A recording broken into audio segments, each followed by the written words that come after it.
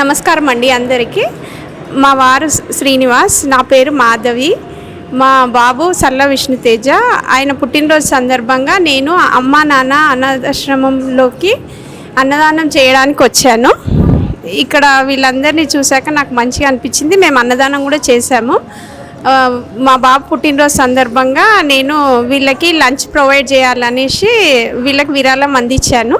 అంటే నాకు చేతనైన విరాళం అందించాను. ఇక ముందుకు ఇంకా చాలా చేయాలని కోరుకుంటున్నాను.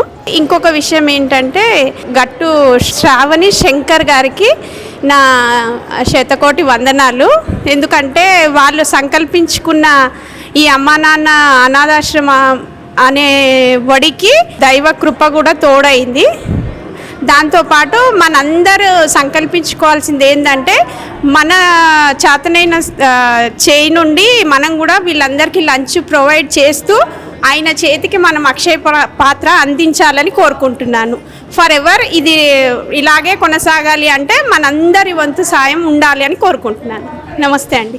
అమ్మా నాన్న అనాథాశ్రమంలో జీవిస్తున్న నా అంటూ ఎవరూ లేని 600 మంది అన్నదానానికి సహకరించి పుణ్యం కట్టుకోండి. వారి నిత్యాన్నదానం నిమిత్తం బియ్యం, పప్పు, కూరగాయలు వంటి కిరాణా సామాగ్రిని అందించి మానవత్వం చాటండి. మీ ఇంట జరిగే పుట్టినరోజులు, పెళ్లి రోజులు, పెద్దల వర్ధంతి కార్యక్రమాల వేళ ఈ అభాగ్యులకు శక్తి మేర అన్నదానం చేసి ఆయురారోగ్య అష్టైశ్వర్యాలతో జీవించండి.